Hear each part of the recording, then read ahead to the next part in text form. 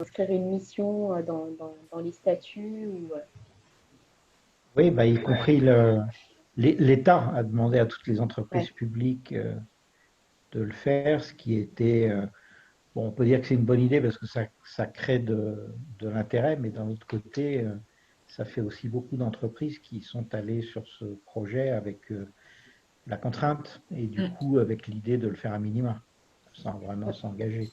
Mm. Ça contribue à multiplier les raisons d'être un peu qui flottent dans l'air là, les Ouais. petits outils de communication qui n'embrayent pas sur les engagements. Mm. Donc de ce côté-là, c'est pas très bon quoi pour le concept, ça le dévoie un peu et ça donne de l'eau au moulin de ceux qui disent ben, on vous l'avait bien dit. Les entreprises étant tellement méchantes, elles ne peuvent que essayer de se draper dans la vertu pour tromper leur monde. Donc finalement, c'est pas toujours Mm. positif en termes d'impact. Ouais. Parce qu'il y a quand même eu un paquet de raisons d'être qui sont très langage en poulet et politiquement correct, avec pas Ouais. grand-chose derrière. On tombe un peu dans le slogan publicitaire. Voilà, le purpose washing, comme on dit maintenant en bon français. C'est ça. On dit un peu le mission washing aussi. Oui, c'est vrai, c'est vrai. Le blanchiment de la mission. Mm. Difficile à franciser quand même. Hein. Oui. Reste à savoir si c'est à l'eau de Javel, si c'est. Hum, hum, hum. Ouais. Bon, je pense qu'on est à 32 spectateurs, 32 participants, donc je pense qu'on va pouvoir commencer. D'ici 9h05, donc j'en profite pour donner les petites règles, les instructions habituelles pour participer. Donc, comme d'habitude, lors du webinaire, donc il sera enregistré. Ce webinaire sera enregistré et diffusé par la suite pour ceux qui n'auront pas pu participer jusqu'au bout, notamment, vous pourrez le revoir en replay. Vous avez comme d'habitude la fonctionnalité chat pour pouvoir poser toutes vos questions. Donc, n'hésitez pas à les poser tout au long du webinaire et donc on aura un temps d'échange à la fin pour à peu près une demi-heure pour répondre à toutes vos questions. Donc n'hésitez pas à les mettre dans la fonction chat. Alors, donc aujourd'hui, on va avoir le plaisir d'entendre Martin Richer qui est avec nous pour cette deuxième édition. Donc, merci beaucoup, Martin. D'être avec nous pour cette nouvelle causerie sur Lucie Mission. Et donc, son rôle sera de vous éclairer sur ce sujet et de vous apporter son expertise. Donc, bonjour Martin. Bonjour à tous. Bonjour Salia. Et je suis aussi accompagnée de Florence Benudo, qui est notre consultante partenaire, Lucie, et qui va vous parler tout à l'heure d'une nouvelle formation que nous avons mis en place et qui a pour objectif de vous donner toutes les clés pour réussir le projet de devenir entreprise à mission. Donc, bonjour Florence. Bonjour à tous. Bonjour Célia. Bonjour Martin. Alors, nous allons pouvoir démarrer. Michael, est-ce que tu as lancé l'enregistrement? Mais je crois que c'est Émilie qui l'a lancé. Donc, je pense qu'on peut y aller. Alors. C'est bon pour moi.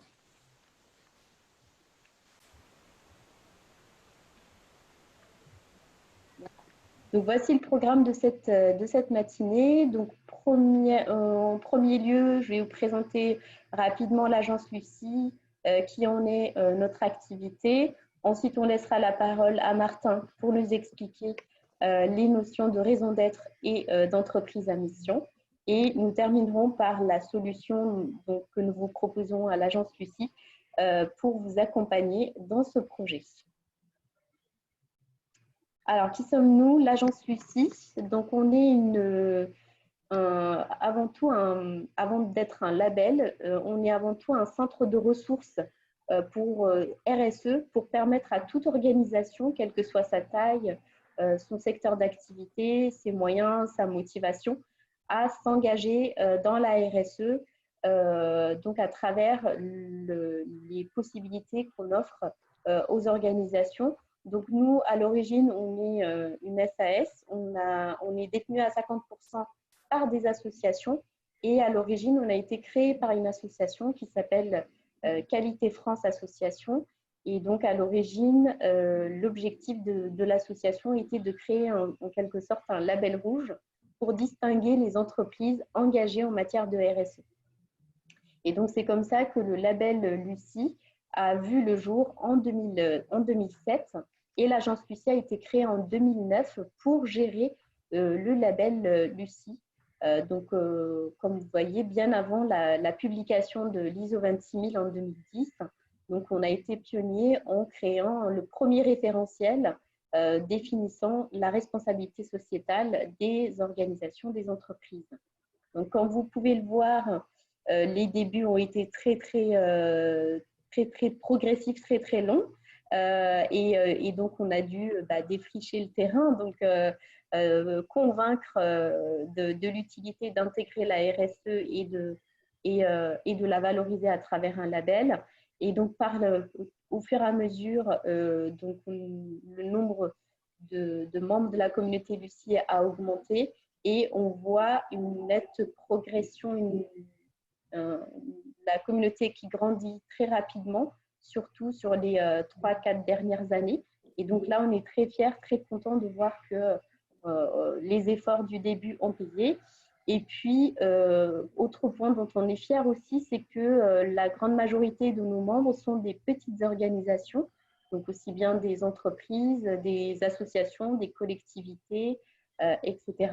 Et donc, ça veut dire que la RSE, ce n'est pas l'affaire que de grandes entreprises, de grands groupes, et que ce que nous proposons convient bien aussi aux petites organisations pour pouvoir mettre en œuvre la RSE.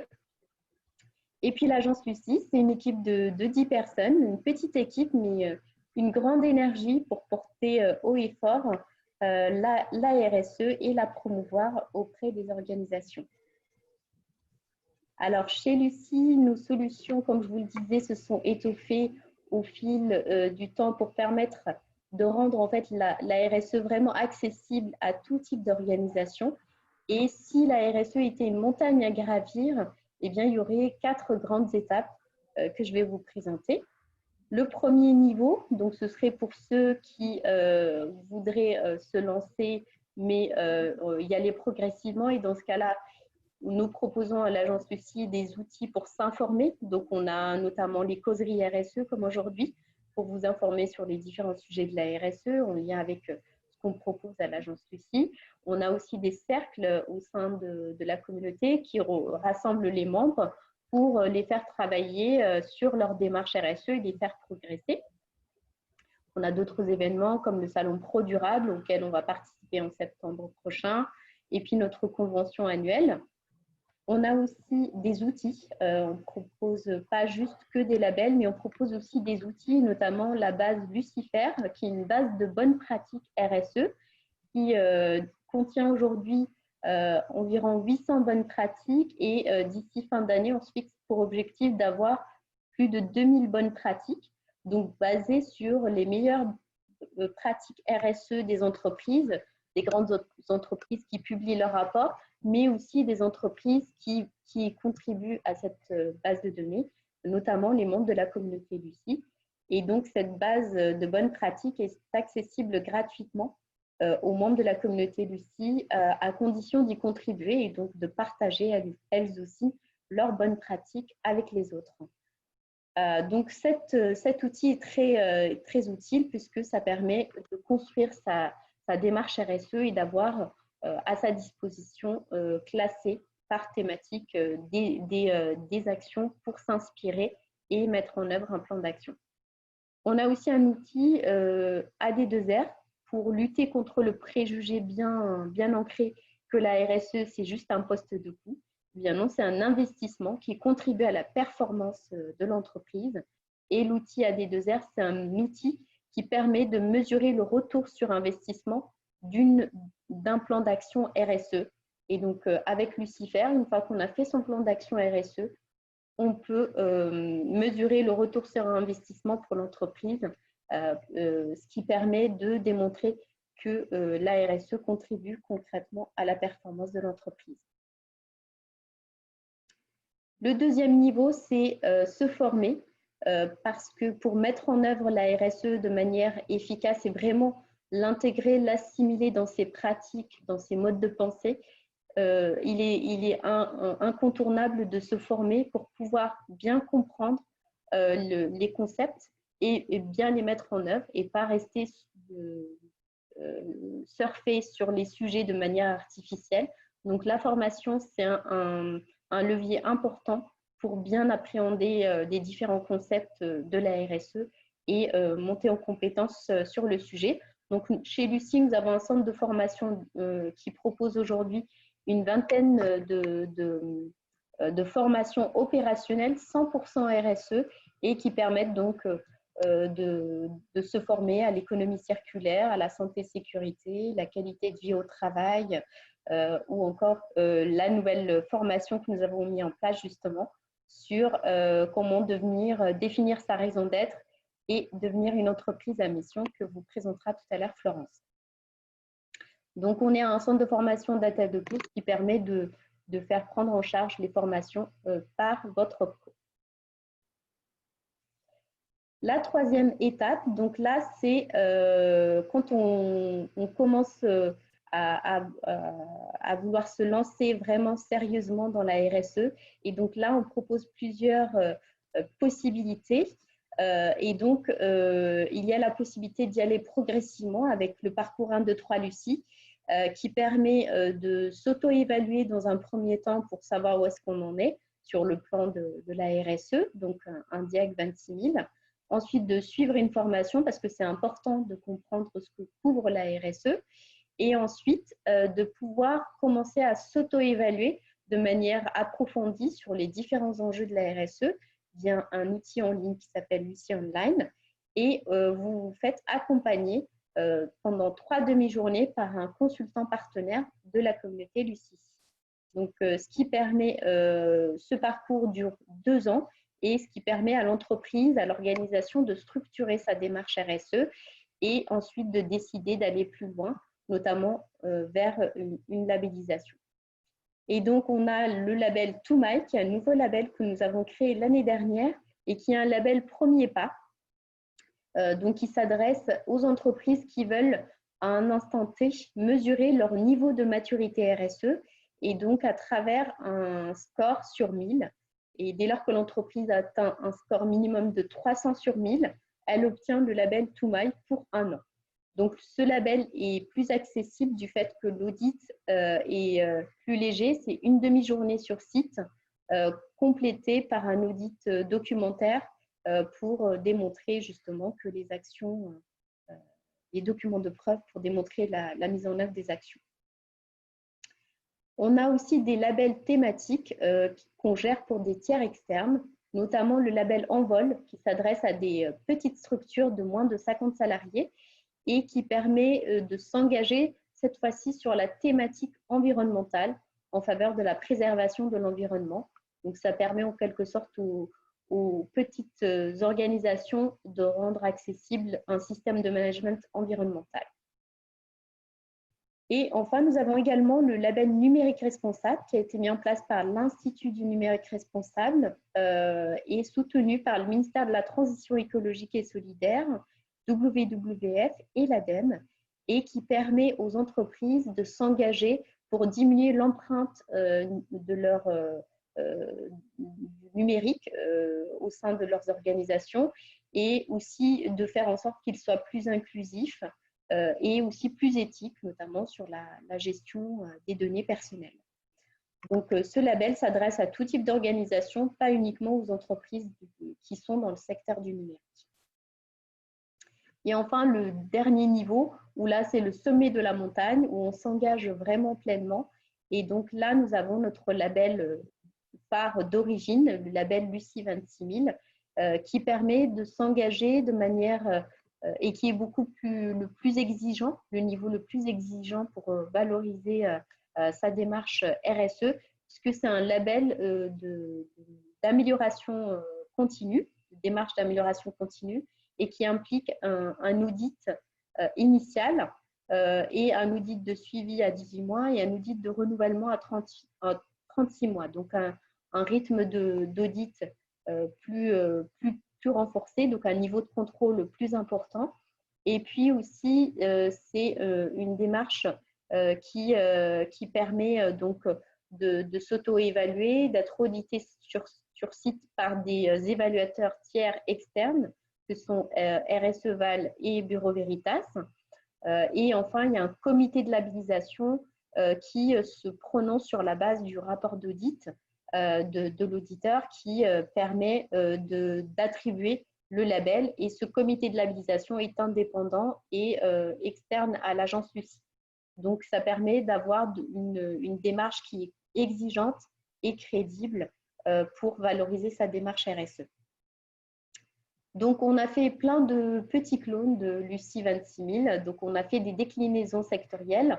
Et donc, à l'agence Lucie, c'est très important pour nous de faire en sorte que la RSE soit adaptée notamment aux enjeux sectoriels. On ne peut pas avoir une seule formule magique à appliquer à tous. Il est très important que la RSE soit appréhendée selon le prisme des enjeux sectoriels et aussi des différents acteurs. Et donc, chez Lucie, on a cette expertise de pouvoir développer et faire des déclinaisons sectorielles de notre référentiel générique Lucie 26000. Et donc, on a fait une extension, d'où l'objet de ce nouvelle offre d'accompagnement, une extension mission et raison d'être pour le label Lucie 26000 et pour le label Toumaï. Donc, les membres de la communauté Lucie qui sont labellisés Lucie 26000 ou Toumaï, si elles décident d'aller plus loin, de définir leur raison d'être ou de devenir des entreprises à mission, elles pourront donc avoir une extension qui va mentionner le fait qu'elles ont fait cet effort. Et enfin, on gère aussi des labels pour des comptes tiers, notamment le label R&S que nous avons créé et mis en place pour le SNADOM, le syndicat des associations des services à domicile, et qui prend en compte donc les spécificités du secteur et de ses acteurs. Le label MFR Lucie 26000 que nous avons créé l'année dernière pour un réseau de plus de 420 associations qui sont les maisons familiales rurales et qui sont en fait des organismes de formation qui proposent de la formation en milieu rural et qui ont mis en place un modèle pédagogique innovant et très inclusif. Déjà par le fait qu'ils sont situés en milieu rural, donc souvent ce sont les seuls acteurs qui offrent de la formation dans ces zones, et aussi un modèle pédagogique tourné autour de l'apprentissage et de l'expérimentation, donc qui permet d'améliorer les chances de réussite des apprenants. Et c'est d'ailleurs grâce aux maisons familiales rurales que nous avons cette accélération, notamment sur l'année dernière, puisque tout le réseau des 420 associations va s'engager d'ici 2-3 ans dans la démarche de labellisation RSE. Nous avons aussi un projet en cours, Produit en Bretagne, que vous connaissez sûrement, qui regroupe aussi un réseau d'entreprises cette fois-ci, qui sont donc situées en Bretagne et qui cherchent à mettre en valeur les produits locaux, de savoir-faire breton. Et donc, on va les accompagner pour intégrer les critères, tout le périmètre de la RSE, de l'ISO 26000, dans cette marque Produit en Bretagne, pour leur permettre d'aller plus loin et de s'engager dans une démarche de labellisation. Donc voilà pour l'agence Lucie, et maintenant je vais pouvoir laisser la parole à Martin pour vous introduire à la raison d'être et à la mission. Et donc je vais te poser quelques questions, Martin, pour répondre sur ce sujet-là. Donc première question, quel est l'état des lieux aujourd'hui? Merci Salia, et bonjour à tous. Merci de nous consacrer un peu de votre temps de déconfinement disponible, tu as bien montré, Salia, que le monde du label est maintenant un monde extrêmement divers. Hein. Il n'y a pas juste un label. Moi, quand j'ai connu Lucie, c'était d'ailleurs pas encore Lucie 26000. Hein, l'ISO 26000 n'était pas encore présente. Il y avait juste un label et on voit que aujourd'hui, on a multiplié les façons pour les entreprises de progresser et de s'insérer dans cette démarche d'amélioration continue. C'est également ce qu'a voulu faire la loi Pacte, hein, dont on va parler maintenant. Et justement, ce que je vais essayer de vous montrer, c'est que la question du label d'un côté et la question qu'apporte la loi Pacte au travers des notions de raison d'être, de société à mission, tout ça est en fait très complémentaire. Ce ne sont pas des approches concurrentes qui s'excluraient mutuellement. Juste un mot pour me présenter avant de démarrer dans le vif du sujet. Donc, je m'appelle Martin Richer. Je connais Lucie depuis bien longtemps maintenant et je fais partie du fameux comité de labellisation dont Salia a parlé tout à l'heure. Donc, la bande de vieux sages qui décident d'octroyer ou non le label quand il y a un doute ou qui posent les questions qui fâchent quand il y a besoin de poser des questions sur une entreprise dans le processus de labellisation. Voilà, par ailleurs, je fais du conseil sur la RSE et plus particulièrement sur l'intégration de la RSE dans la stratégie des entreprises. Depuis 2012, j'ai été très impliqué dans le processus de fabrication de la loi Pacte et puis à mes heures perdues, j'enseigne la RSE à l'IAE de Paris et à Sciences Po. Alors, ce slide que vous voyez ici, un peu rébarbatif, hein, un peu compliqué, un peu juridique, en fait, il met en évidence les principaux concepts apportés par la loi Pacte. Alors, juste un mot sur la loi Pacte pour rappeler que c'est un corpus réglementaire qui est encore très récent, hein, puisque le vote définitif n'est intervenu qu'en avril 2010 et la promulgation en mai 2019, en mai 2019 pour la promulgation. Donc, vous voyez, elle vient à peine de souffler sa première bougie.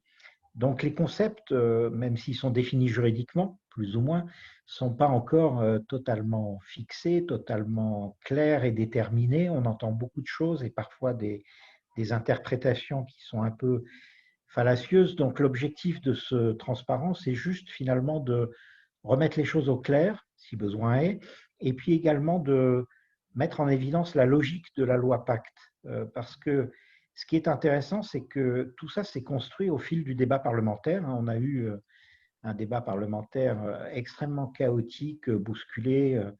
Le Sénat a refusé, enfin, a rejeté l'article de la loi Pacte qui portait justement sur la raison d'être et la société à mission. Donc, il a fallu se bagarrer, il a fallu pousser en avant les concepts et travailler sur la conviction. Et finalement, c'est tout au long du débat parlementaire qui est progressivement apparu et que c'est progressivement mise en place cette structure de ce que j'ai appelé la fusée à 3 étages ou bien le continuum de la loi Pacte qui montre que finalement, ce qui est proposé aux entreprises, c'est une logique assez pédagogique d'embarquement dans la notion d'engagement sociétal et environnemental avec tout simplement des marches de progression. C'est exactement la même démarche que Salia vous a présentée tout à l'heure côté label, hein, où on n'est pas obligé d'aller directement sur la marche la plus élevée, Lucie 26000, on a des étapes hein, et on peut cheminer. Bon, ben voilà ce qui est proposé par la loi Pacte avec 3 marches d'escalier. La première marche qui concerne toutes les sociétés, quelle que soit leur taille, quel que soit leur statut juridique, c'est la prise en compte des impacts. D'une certaine façon, c'est l'intégration officielle, entre guillemets, de la RSE dans la loi. Ça se traduit comment juridiquement? Par la réécriture de l'article 1833 du Code civil, qui a fait couler beaucoup d'encre. Le Code civil, c'est la grande œuvre de Napoléon Bonaparte, 1804. Et sur la finalité de l'entreprise, sur le sujet de la finalité d'entreprise, le Code civil n'avait quasiment pas été retouché depuis 1804. Donc, ce n'était pas du luxe de venir revisiter un peu ces concepts. Que dit l'article 1833 réécrit? eh bien, il dit que la société est gérée dans son intérêt social. Donc, intérêt social, on a intégré dans la loi une notion jurisprudentielle qui déjà, depuis les années 2000, déjà explicitait le fait que l'intérêt de la société est distinct de l'intérêt des seuls actionnaires. Donc, la notion ou l'idée que l'entreprise n'est pas seulement une affaire d'actionnaires, un rassemblement d'actionnaires, mais que l'entreprise, c'est autre chose, ça va plus loin, était déjà présente. Et puis, la loi Pacte nous précise également que on tient en considération, on prend en considération les enjeux sociétaux, sociaux, environnementaux de son activité. Donc, on voit bien que se dessine, grâce à la réécriture de cet article 1833, l'image d'une entreprise beaucoup plus vaste qu'elle ne l'était auparavant, même si on n'a pas réussi à intégrer la notion d'entreprise dans le droit français. Le droit français ne reconnaît que la notion de société dans le droit commercial, dans le code civil, et la notion d'employeur dans le code du travail. Mais la notion d'entreprise n'est toujours pas intégrée dans le droit, mais au moins on comprend que la société va bien au-delà des limites qui lui étaient attribuées auparavant.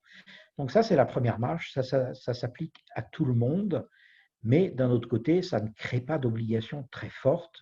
Il suffira, si vous êtes interpellé, vous êtes une entreprise et vous êtes interpellé, il suffira de produire l'ordre du jour d'un conseil d'administration dans lequel ont été abordées l'empreinte sociale, environnementale, pour dire, voilà, on s'en est occupé, on a pris en considération les enjeux sociétaux et environnementaux. Donc, ça ne crée pas beaucoup d'obligations juridiques. D'où la deuxième marche, la marche de la raison d'être, qui, elle, est facultative, donc qui ne concerne que les entreprises volontaires, et ça consiste tout simplement à formuler ce que j'appelle le pourquoi de l'entreprise, pourquoi faisons-nous ce que nous faisons, quel est notre but, quelle est l'empreinte que nous voulons laisser sur le monde, bref, quel est le grand objectif, au-delà bien sûr de faire des marges et de la croissance, quel est le grand objectif de notre entreprise.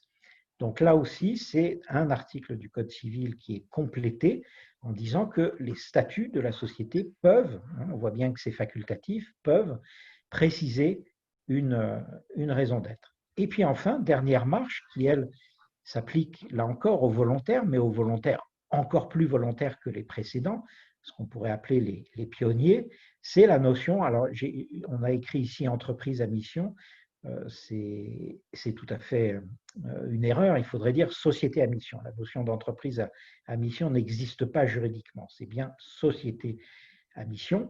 Donc on peut devenir une société à mission, non seulement si on a une raison d'être, qu'on l'a inscrit dans les statuts, mais si on remplit quelques-unes des conditions qu'on va voir dans un instant. Donc vous voyez que vous avez là 3 marches d'escalier. Ça veut dire quoi? Ça veut dire que la démarche peut être progressive. On n'est pas obligé d'aller directement sur la marche société à mission et qu'on peut avoir des situations intermédiaires. Par exemple, je prends le cas de la société Veolia, qui a été une des plus volontaristes pour s'engager dans la démarche. Veolia, ils ont passé beaucoup de temps à définir leur raison d'être, à définir les engagements que cette raison d'être implique, mais ils ont fait voter leur raison d'être dans la Assemblée générale d'actionnaires, mais ils ne l'ont pas inscrite dans les statuts. Par contre, ils ont créé, par exemple, un comité de parties prenantes qui pourront éventuellement, si un jour ils décident de devenir une société à mission, transformer en comité de mission. Donc, vous voyez, il y a une notion de progressivité. Voilà. Et sur le slide suivant, on va voir quelles sont ces fameuses conditions qui permettent de passer de la raison d'être à la société à mission, sachant que, c'est un point important, contrairement à ce que beaucoup de gens racontent, la société à mission, ça n'est pas un statut. Et c'est justement la grande sagesse du législateur français par rapport à ce qu'ont fait d'autres pays, le choix qu'a fait la France, et c'est un choix assez original si on le compare à la Grande-Bretagne, à la Hollande, à l'Italie, c'est qu'on a choisi d'avoir non pas un nouveau statut, sachant qu'on en a déjà beaucoup en France, notamment dans la myriade de ce qu'on appelle l'économie sociale et solidaire, ESS, où vous avez les coopératives, les mutuelles, les SCOP, etc. on a choisi de faire non pas un nouveau statut, mais ce qu'on appelle une qualité. Donc, toute entreprise, que ce soit une SA, une SARL, une coopérative, peut devenir société à mission sans changer de statut. On ne change pas de statut, c'est une qualité. Alors, il y a 5 conditions pour pouvoir obtenir la qualité de société à mission. Il faut d'abord, bien sûr, avoir une raison d'être qu'on a traduit en mission, là où les missions, c'est des éléments plus concrets en termes d'engagement de la raison d'être et qui sont traduits en objectifs. Et la loi nous dit objectifs sociaux et environnementaux. Donc, il faut bien, dans la société à mission, définir quels sont les impacts que l'on souhaite avoir sur le plan social, sociétal, environnemental. Deuxième condition, eh bien, il faut l'incorporer au statut de l'entreprise, ce qui suppose un vote en assemblée générale d'actionnaires. Comme c'est une modification statutaire, comme toute modification statutaire, il faut une majorité des 2/3. Troisième condition, il faut une gouvernance adaptée, notamment avec un comité de mission qui représente les parties prenantes. Alors, la seule condition que pose la loi Pacte, c'est qu'il y ait au moins un représentant des salariés, mais on peut également inclure des experts, des représentants de parties prenantes importantes, par exemple un client, un fournisseur, un partenaire important, etc.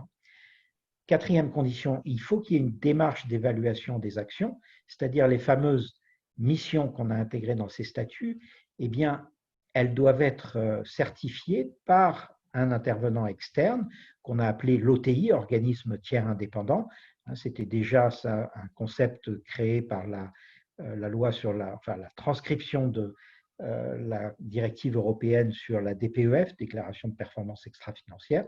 Donc l'OTI, c'est un organisme tiers qui va venir faire un audit et vérifier que effectivement les missions que vous vous êtes données, eh bien, vous avez significativement contribué à leur donner vie, à les traduire dans la réalité. Donc, vous avez investi, vous avez passé du temps, vous avez mis de l'argent, vous avez fait des efforts pour que vos missions ne restent pas juste des grandes phrases, mais qu'elles se traduisent dans la réalité. Et puis enfin, dernière condition qui est très formelle, il faut déclarer sa qualité de société à mission au greffe du tribunal de commerce. Donc, vous voyez, les 5 conditions sont assez engageantes. Il y a un formalisme qui est quand même assez fort. Elles sont définies par un décret, le décret du 2 janvier 2020, qui est venu préciser ce que disait la loi. Et ce qui est important, là, c'est de se poser la question, est-ce que c'est un engagement important? Et là, la réponse aujourd'hui n'est pas facile à donner, parce qu'on peut répondre oui, c'est effectivement un engagement important d'aller sur le chemin de la société à mission, parce que ces 5 conditions ne sont pas forcément évidentes. Et d'un autre côté, ce sont 5 conditions qui restent assez formelles. Par exemple, pour vous donner un exemple concret, moi j'ai été appelé par une petite start-up qui venait de se créer, qui propose de mettre en relation les grandes entreprises avec des étudiants, de façon à ce que ces étudiants puissent, en devenant auto-entrepreneurs, fournir la main-d'œuvre pour faire l'accueil dans le hall d'accueil de ces grandes entreprises. Et ils veulent être société à mission. Bon, est-ce que c'est une grande contribution au progrès social et environnemental que de demander à ces étudiants d'être auto-entrepreneurs et d'être un peu taillables et corvéables à merci? Je n'en suis pas certain. Donc, on peut très bien formellement respecter ces 5 conditions sans forcément avoir un impact très positif sur le plan social, sociétal et environnemental. D'où l'intérêt du label. Et c'est pour ça que moi, je dis à tous mes clients que le fait de s'engager sur la raison d'être et la société à mission n'est absolument pas exclusif d'une démarche de labellisation, mais au contraire est complémentaire, parce que la labellisation est véritablement ce qui donne de la chair et de la consistance aux engagements que l'entreprise est capable de prendre. Alors, une petite définition pour aller très vite de la raison d'être. On définit la raison d'être comme étant une contribution. C'est la contribution que l'entreprise souhaite apporter aux enjeux qui l'entourent, de toute nature, économiques, environnementaux, etc. en impliquant ses principales parties prenantes. Voilà. Il n'y a pas de raison d'être, à notre sens, il n'y a pas de raison d'être en dehors du concept absolument fondateur de la RSE, qui est la partie prenante, le concept de partie prenante. On ne définit pas, à notre sens, une raison d'être de façon unilatérale, on doit impliquer ces parties prenantes parce que la contribution sociétale, environnementale, ne peut véritablement être authentique et solide que si elle a été définie en impliquant les parties prenantes. Voilà, donc ça c'est une petite définition opérationnelle de la raison d'être. Et je vous ai donné tout à l'heure, au travers des 5 conditions, la définition de la société à mission. Alors, selon toi, Martin, est-ce que c'est un levier de transformation, notamment pour le jour d'après? Alors, c'est, à mon sens, une condition nécessaire, mais pas forcément suffisante. Là, j'ai mis sur ce slide un certain nombre de titres d'articles qui montrent que tout simplement la crise sanitaire a tendance à accélérer cette transition. Elle a tendance effectivement à obliger les entreprises à se poser les vraies questions de leur utilité, notamment de leur utilité sociale, sociétale, environnementale. Une entreprise comme LVMH, qui est une entreprise numéro 1 français du luxe, a fait beaucoup d'efforts pendant cette crise pour produire du gel hydroalcoolique. Ils ont reconverti en partie 3 de leurs usines qui faisaient du parfum pour faire du gel hydroalcoolique. Ils ont mis à disposition leur supply chain en Chine pour obtenir un peu plus facilement des masques, etc. Donc on voit que la crise a obligé les entreprises qui n'étaient pas forcément mobilisées à se poser la question de qu'est-ce qu'on peut faire pour contribuer aux principaux enjeux du monde. Vous avez également le grand mouvement des ODD, les objectifs du développement durable, lancés par l'ONU à horizon 2030, qui sont les grands objectifs auxquels les entreprises sont invitées à contribuer. Donc pour nous, le début d'une démarche de formulation de sa raison d'être, c'est justement de croiser sa stratégie avec les ODD pour déterminer sur quel type de grandes actions, de grands objectifs l'entreprise, compte tenu de son métier, compte tenu de sa culture, peut intervenir, peut faire la différence. Donc effectivement, ces notions de raison d'être et de mission, elles ont pour objectif d'élever les ambitions des entreprises en termes de contribution. Donc, croiser la stratégie avec la contribution sociale et sociétale, mieux impliquer les parties prenantes, mieux impliquer le corps social à l'intérieur de l'entreprise, parce qu'aujourd'hui, les salariés veulent de plus en plus non seulement que leur entreprise soit engagée, mais également que leur entreprise facilite leur propre engagement à eux pour pouvoir participer aux enjeux sociaux, sociétaux. Alors bien sûr, on trouvera à l'opposé ce qu'on appelle aujourd'hui en bon français le purpose washing ou le mission washing, c'est-à-dire des entreprises qui se donnent bonne conscience et qui font uniquement de la communication. Ça existait avant la loi Pacte et ça existera toujours après. Mais l'important, c'est que ces notions de raison d'être et de mission incitent les entreprises à s'engager et à expliciter leurs engagements. Et ce qui est important, me semble-t-il, c'est que les entreprises, une fois qu'elles sont engagées, eh bien, elles sont obligées de s'améliorer. C'est-à-dire celles qui ne disent rien, qui ne prennent aucun engagement, qui ne communiquent pas, elles, effectivement, elles ne bougeront peut-être pas, bien que certaines sont très discrètes et s'améliorent. Mais à partir du moment où une entreprise s'engage, elle ne peut pas rester au stade du purpose washing ou du social washing, comme on dit, ou du blanchiment. Elle ne peut pas parce qu'à partir du moment où elle a parlé, où elle s'est engagée, eh bien, ses parties prenantes deviennent beaucoup plus exigeantes vis-à-vis d'elle et donc il y a une forte incitation à s'améliorer. Donc voilà, pour résumer, les notions de raison d'être et de mission sont parfois dévoyées, il faut le dire, c'est vrai, et malheureusement, il y a beaucoup d'entreprises qui ont récemment publié des raisons d'être qui n'embrayent pas, qui n'ont pas de conséquences en termes d'engagement, qui sont juste ce que j'appelle moi des raisons d'être hors sol, c'est-à-dire des jolies phrases et des jolis mots qui claquent au vent, qui sont des jolis slogans, mais qui n'embrayent pas au sens qui n'entraînent pas d'engagement concret avec des réalisations à la clé. Ça existe, mais de façon générale, ces notions incitent, voire obligent les entreprises à s'engager davantage. Alors Martin, et pour finir, quelques exemples d'entreprises à raison d'être et sociétés à mission. Ah oui, alors ça, c'est effectivement, quelques exemples concrets. La communauté Lucie, déjà, hein, qui a été très active et puis qui fédère beaucoup d'entreprises qui ont été leaders en termes d'intégration de la RSE à leur stratégie. Donc, bon, par exemple, Restoria, qui est une entreprise qui est dans la restauration collective, dont on a beaucoup parlé, est une entreprise qui s'est engagée, hein, qui sera prochainement entreprise à mission. Moi, j'aime bien dire que dans la communauté Lucie, on a la première entreprise à mission du monde, qui s'appelle Simplon, parce que Simplon, qui est une entreprise qui est très engagée dans la formation, hein, ils vont chercher des décrocheurs dans les quartiers sensibles et ils les forment au numérique, hein, en les jetant un peu dans la piscine. Donc, c'est une entreprise qui a un impact social extrêmement fort, aussi bien pour réduire la fracture numérique que pour amener des jeunes décrocheurs à l'emploi. Bon, ben, cette entreprise, elle s'est dotée d'une mission il y a déjà de nombreuses années et ces missions sont déjà intégrées dans ses statuts depuis longtemps, bien avant la loi Pacte. Donc vous voyez, on n'a pas forcément été obligé d'attendre la loi Pacte pour être exemplaire. On a aussi une société très exemplaire qui est la CAMIF, qui fait beaucoup parler d'elle, hein, un très beau projet d'Emery Jacquilla, qui a repris une entreprise en faillite et qui en a fait une très belle entreprise à mission. Il y a également des entreprises à mission dans le monde de l'ESS, hein, par exemple InVivo, qui est un réseau de coopératives, une entreprise extrêmement intéressante.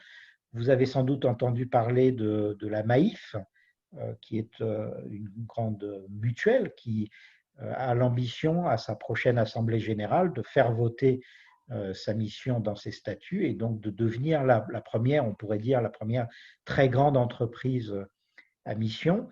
Et puis, vous avez également des entreprises plus traditionnelles, plus classiques, qui viennent du monde du lucratif, comme Danone, qui est aujourd'hui une très grande multinationale qui, à sa prochaine Assemblée générale, va faire voter sa mission et qui deviendra donc la première entreprise à mission cotée. Vous avez également, dans le monde du lucratif, un bel exemple avec Yves Rocher, qui est une entreprise également assez exemplaire en matière d'engagement RSE. Donc, vous voyez, le monde de la raison d'être et de l'entreprise, de la société à mission est un monde très divers. Peut-être pour conclure, moi, ce que je vois, bon, j'ai dit en introduction, hein, la raison d'être a à peine 1 an, donc c'est encore très neuf et on est encore un peu collé sur la vitre, le nez collé sur la vitre, mais donc il est trop tôt pour tirer un bilan. Mais on peut déjà voir des tendances qui émergent et la tendance, moi, qui me paraît très importante, et c'est pour ça que ce que fait l'agence Lucie est important, c'est qu'on espérait avec la loi Pacte finalement lever la cloison étanche qui existe entre le monde du lucratif d'un côté, hein, le CAC 40, le SBF 120, les entreprises qui sont élevées dans le culte de servir leurs actionnaires, qui font des assemblées générales, qui publient leurs résultats tous les trimestres, et puis de l'autre côté, le monde très foisonnant, très brillant de l'économie sociale et solidaire, le SS, et on espérait que, notamment la société à mission, puisse lever un peu les frontières entre les deux. Eh bien, aujourd'hui, je trouve que cet objectif-là, en tout cas, est un peu raté parce qu'on a une polarisation aujourd'hui entre le monde du lucratif qui s'organise plutôt autour de la raison d'être, qu'on va ou non intégrer dans ses statuts, hein, avec toutes les situations intermédiaires possibles, et puis de l'autre côté, la société à mission qui convainc plutôt des entreprises publiques, ne serait-ce que parce que l'État, en septembre dernier, a demandé à toutes les entreprises publiques de définir leur raison d'être et de l'inscrire dans ses statuts. Donc le service public, le monde de l'ESS et très peu finalement d'entreprises du monde lucratif. Yves Rocher et Danone sont les deux brillantes exceptions. Et donc du coup, on a un peu une polarisation et ça, sans doute que c'est dommage.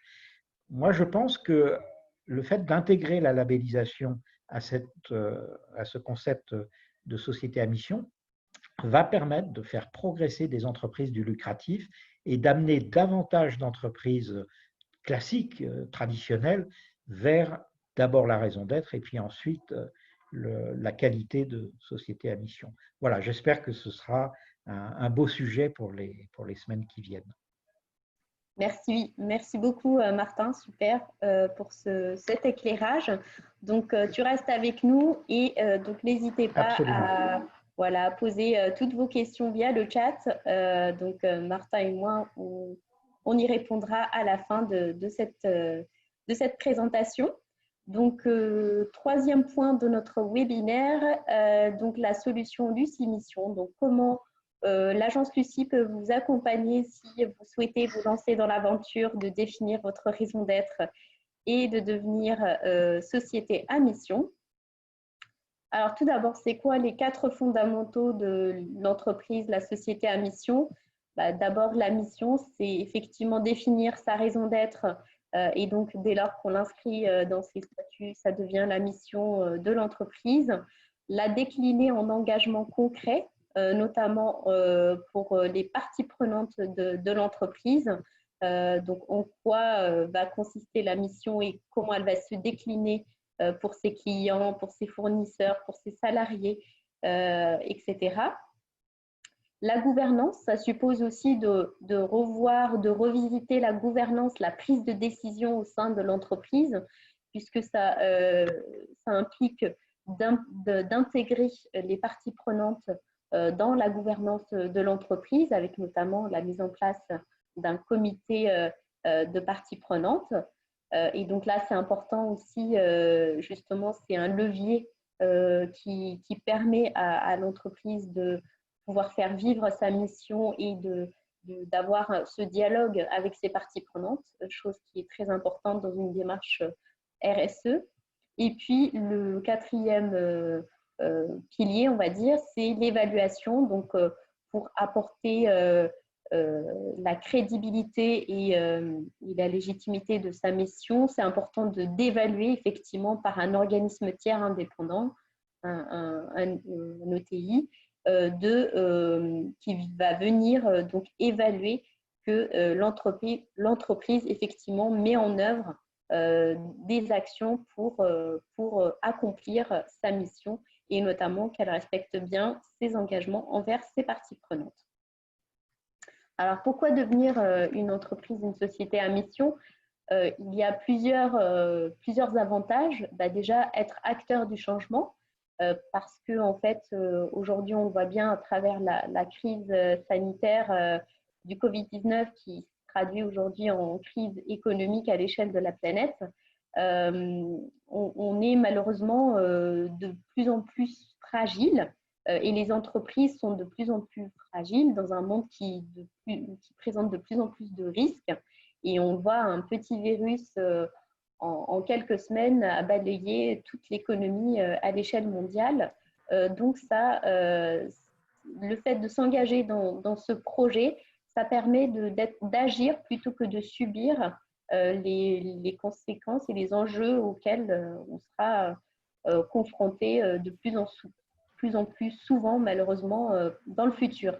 Donc, c'est se doter d'une mission, d'une raison d'être, c'est se donner des chances d'être résilient dans un monde qui change souvent. Mettre l'entreprise au service du bien commun. Donc, l'entreprise et le bien commun souvent ont été antinomiques, 2 mondes un peu parallèles qui forcément ne communiquait pas beaucoup. Aujourd'hui, l'entreprise ne peut pas s'envisager sans être au service du bien commun, de l'intérêt général, parce que c'est que de cette manière-là qu'elle pourra être pérenne à long terme et que si elle se définit en étant une entreprise, une organisation qui répond à des besoins, qui a une utilité, c'est ça qui lui permet de se donner les meilleures chances d'être résiliente dans le temps. La mission, ça permet aussi de fixer le cap à long terme.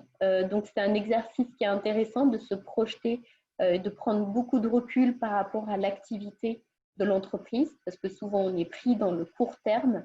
On prend des décisions dans le quotidien sans mesurer forcément toutes les conséquences qu'il peut y avoir derrière. Donc, se fixer une mission, c'est avoir un cap à long terme qui permet de servir de boussole à l'entreprise, de la guider dans le temps. De créer de la valeur pour son territoire grâce à l'innovation, le fait notamment de revisiter sa gouvernance et d'y intégrer des parties prenantes, eh bien, c'est une source, c'est une richesse qui permet notamment de détecter plus facilement les besoins, les attentes de ces parties prenantes, donc de ses clients, de ses salariés, de ses fournisseurs, de ses partenaires du territoire. Et donc, ça permet aussi du coup à l'entreprise d'être plus agile et de répondre plus facilement et plus rapidement à ses besoins et attentes. Donc, bien sûr, c'est impliquer et fédérer ces parties prenantes, donc, notamment à travers la gouvernance. Et c'est aussi aller au-delà de la RSE, dans le sens où la RSE, c'est une démarche qui est volontaire. Se doter d'une mission, eh bien, c'est la formaliser, donc l'inscrire, le graver dans le marbre. Et donc, ça implique que derrière, on ne change pas d'avis, on inscrit vraiment la RSE comme pilier au sein de l'entreprise qui va pouvoir la guider dans son action à long terme. Donc, la mission peut s'envisager selon plusieurs degrés, comme le disait tout à l'heure Martin. Donc, il y a plusieurs marches et on peut choisir on va dire l'effort qu'on veut faire pour y aller. Donc, on peut y aller marche par marche, mais on peut aussi faire un grand saut et viser directement la mission. Donc, en fait, la labellisation RSE, donc, comme vous avez vu, donc nous, on a le label Lucie 26000 qui est le label niveau le plus exigeant en termes de responsabilité sociétale, et puis le label Toumaï qui, lui, est un label premier pas. Eh bien, vous pourrez, si vous êtes dans la communauté Lucie, vous êtes labellisé sur l'un de ces deux labels, si vous choisissez de définir votre raison d'être, vous pourrez donc avoir une extension, comme vous pouvez le voir, donc entreprise à raison d'être ou Toumaï ou entreprise à raison d'être Lucie 26000. Et vous pouvez aussi choisir une montagne un peu plus haute en allant vers la mission. Et donc, dans ce cas-là, vous pourrez avoir une extension entreprise à mission Toumaï ou entreprise à mission Lucie 26000. Alors, cet accompagnement, il est destiné à toutes les entreprises, hein, pas uniquement aux membres de la communauté Lucie, pour vous aider à rédiger votre raison d'être et, si vous le souhaitez, l'inscrire dans vos statuts et devenir entreprise à mission. Donc, c'est ouvert, comme je vous disais, à tout type d'entreprise qui a déjà une démarche RSE, parce que c'est important d'avoir déjà identifié ses enjeux et notamment ses impacts. C'est d'ailleurs la première marche de la loi Pacte, prendre conscience de ces impacts sociaux et environnementaux. Elle suit bien sûr les exigences de la loi Pacte. Et puis, par la suite, nous avons aussi pour ambition de devenir OTI pour pouvoir évaluer les entreprises dans leur mission. Alors, comment ça marche pour les membres de la communauté Lucie? Donc, l'avantage, c'est que on garde le référentiel, que ce soit Lucie 26000 ou Toumaï, et nous avons juste rajouté, en fait, intégré la mission et la raison d'être dans ce référentiel. Donc, il garde son périmètre couvrant l'ensemble des 7 thématiques de la RSE. Et donc, nous y avons tout simplement rajouté une thématique qui est donc facultative et qui viendra se rajouter pour les membres qui souhaiteront donc définir leur raison d'être ou devenir des entreprises à mission. Donc, du coup, il y aura un principe d'action supplémentaire qui viendra se rajouter selon ce qu'a choisi l'entreprise. Alors, devenir entreprise à mission, c'est 6 étapes et une première étape, l'étape 0, la formation. Donc, pour nous, comme je vous le disais tout à l'heure, la formation, c'est important pour bien comprendre les concepts et bien les mettre en œuvre de manière efficace. Et donc, notamment dans le cadre de notre accompagnement, nous l'avons enrichi par la mise en place d'une formation, devenir une entreprise à raison d'être ou à mission, que Florence va vous présenter. Et donc, je vais lui passer la parole. Et cette formation va vous donner normalement toutes les clés de succès pour réussir votre projet. Merci, Salia. Ah, du coup, je ne sais pas si vous voulez activer la vidéo ou pas. C'est vous qui avez la main. Je vous laisse le faire. Donc, rebonjour à tous. Juste très rapidement, effectivement, pour me présenter aussi, pour savoir qu'est-ce qui fait que j'arrive ici. En fait, moi, je connais Lucie depuis très longtemps, puisqu'avant d'être consultante partenaire, j'étais dans une entreprise où j'avais la charge de la RSE notamment. Et dès 2010, nous avions été évalués à l'époque ISO 26000. On avait été évalués au statut exemplaire et on a assez vite évolué vers le label Lucie 26000 dans cette entreprise. Donc voilà, donc je connais Lucie depuis très longtemps et depuis 2 ans, je travaille avec eux en tant que consultant partenaire, puisque après 17 ans de RSE dans les entreprises, je suis passée de l'autre côté de la passerelle pour les accompagner, pour accompagner les entreprises à mettre en place de telles démarches. Alors du coup, cette formation, effectivement, complètement en écho avec ce que tu viens de dire, Salia, l'enjeu, ça va être de répondre à 3 questions.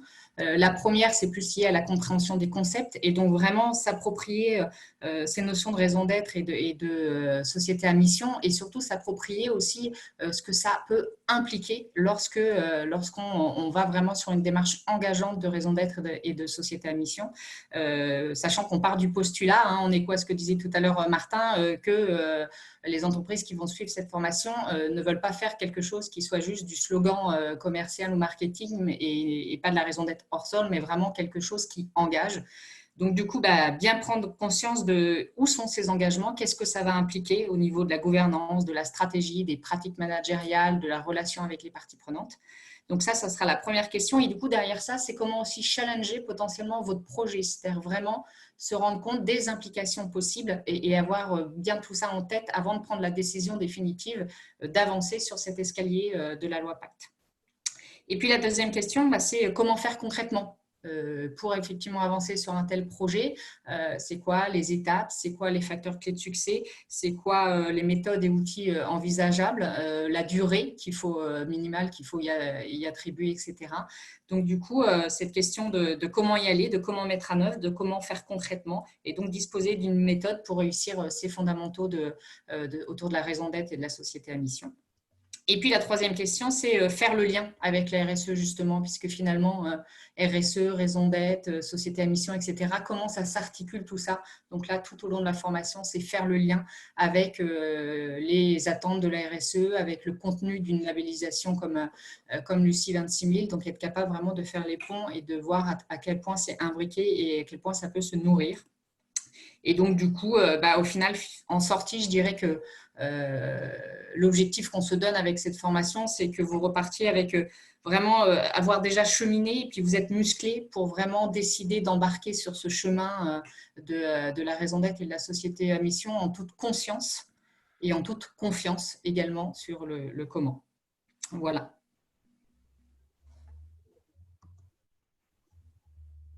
Ah, on ne t'entend plus, Salia, ton micro est coupé.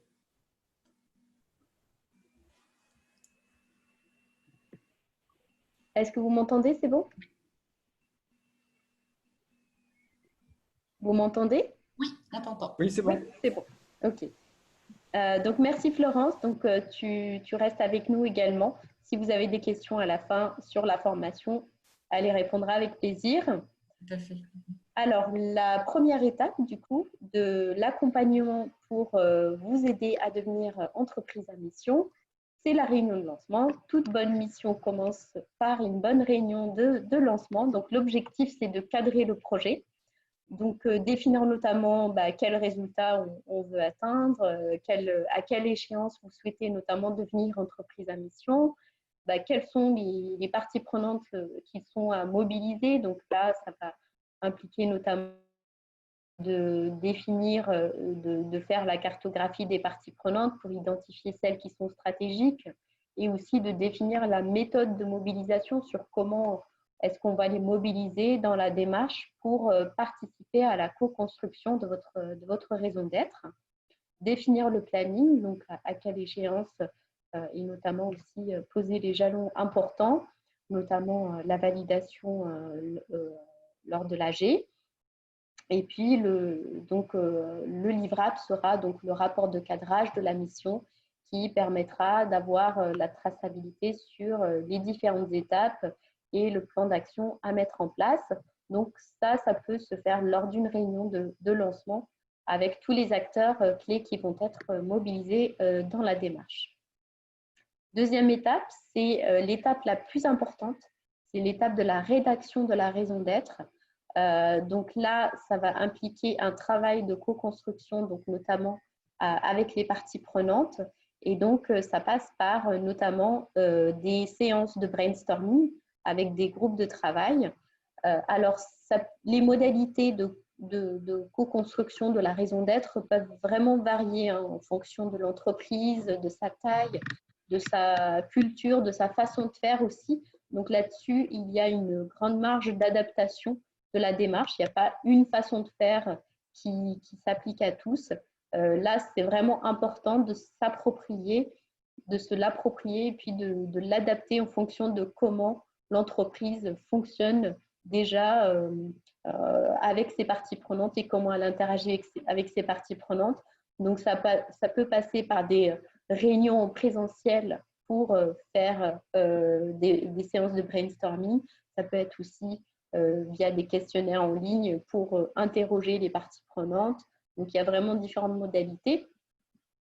L'objectif, c'est d'arriver à des premières ébauches de raison d'être, donc des options de texte court donc qui synthétisent la raison d'être et un texte long qui explicite la raison d'être pour vraiment la rendre compréhensible par toute partie prenante de l'entreprise. Donc, c'est important d'avoir ces deux niveaux, un texte court synthétique qui permet de la retenir facilement et puis un texte long pour l'expliciter.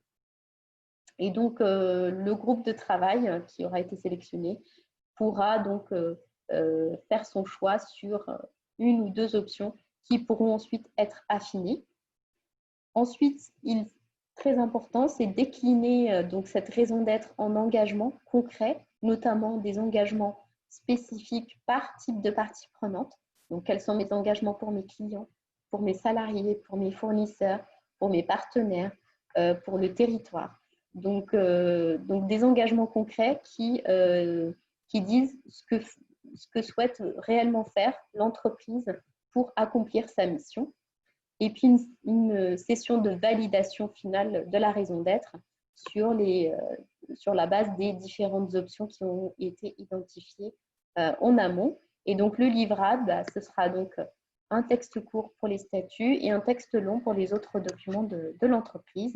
Et donc là, ça peut se faire autour de 4 réunions, mais là aussi, c'est vraiment adaptable en fonction de l'ambition et aussi du nombre de parties prenantes que souhaite mobiliser l'entreprise. Donc, ça peut être plus important à ce stade-là. Le troisième étape, c'est l'intégration au statut. Donc là, c'est laissé à la main de l'entreprise. Donc là, ça peut être fait par votre service juridique ou votre avocat. Et donc là, c'est l'étape de modification des statuts et le vote en AG.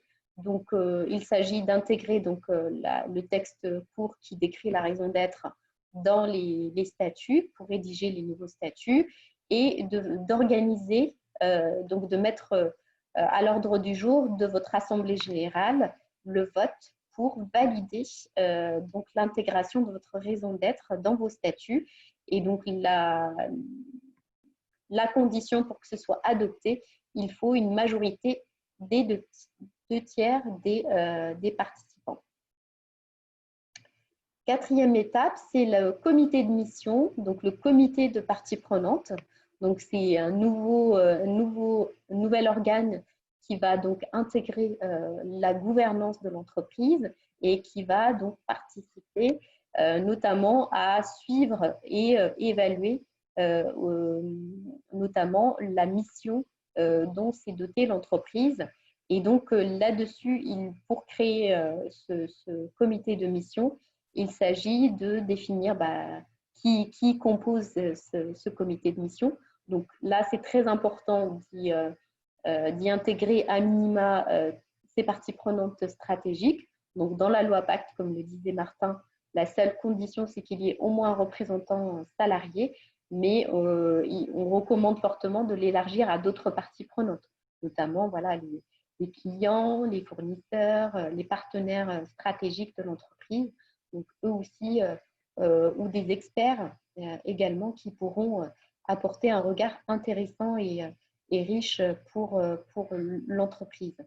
Donc, sa composition, sa vocation et aussi sa responsabilité et comment il va fonctionner. Donc, les modalités opératoires, notamment la fréquence des réunions, les informations et les tableaux de bord qu'on va mettre en place pour permettre au comité de parties prenantes de suivre la mise en œuvre de la mission, le processus d'audit interne aussi, qui va être mis en œuvre lorsque l'OTI va venir évaluer la mise en œuvre de la mission, et puis la rédaction du rapport de suivi de la mission qui sera annexé au rapport de gestion. Donc là, c'est à travers 2 réunions de conception et l'organisation d'une première réunion du comité de mission. 5e étape, là, une nouvelle étape de formalisation juridique. Donc là aussi, c'est laissé à la main de l'entreprise. Donc il s'agit de la déclaration au greffier du tribunal de commerce, donc déclarer sa qualité de société à mission. Et donc c'est une procédure administrative, tout simplement, qui est à faire auprès du tribunal de commerce, qui enregistre donc la déclaration. 6e et dernière étape, c'est le contrôle tierce partie. Donc là, l'objectif, c'est d'évaluer la mise en œuvre de la mission. Donc, c'est un organisme tiers indépendant qui doit venir évaluer. Donc, ces organismes sont accrédités par le COFRAC. Donc, aujourd'hui, à ma connaissance, il n'y a pas encore d'OTI qui sont COFRACés et qui sont désignés comme OTI, mais ça le sera par la suite. Et donc, les OTI, pour être OTI, doivent montrer patte blanche auprès du COFRAC pour être habilités à venir évaluer les entreprises. Et donc, par la suite, Lucie a pour ambition de devenir OTI. Et donc, dans un premier temps, nous souhaitons d'abord accompagner des entreprises pour pouvoir les aider à définir leur raison d'être et devenir entreprise à mission. Et donc, ça nous permet aussi de mettre en œuvre cet accompagnement et de le proposer notamment à nos membres de la communauté Lucie. Donc là, actuellement, nous sommes en train d'accompagner Restoria, qui est une entreprise de restauration collective et qui souhaite donc se fixe pour objectif de devenir entreprise à mission d'ici la fin d'année 2020. Et donc, nous sommes en train d'accompagner actuellement. Donc, on a lancé l'étape de consultation des parties prenantes. Et donc, notamment, là, on a choisi de le faire via un questionnaire en ligne, vu les contraintes sanitaires actuelles. Donc, on est dans la phase de recueil des retours des parties prenantes pour pouvoir commencer à co-construire la raison d'être. Alors, en termes de coûts et de charges et de délais, ce que ça représente. Donc là, c'est en fonction de la taille de l'entreprise, mais aussi en fonction de son niveau et de son ambition, parce que vous n'êtes pas forcément tous au même stade de réflexion, d'avancement. Et puis, comme je vous disais aussi, en fonction de ce que vous êtes fixé comme objectif, notamment pour la mobilisation des parties prenantes.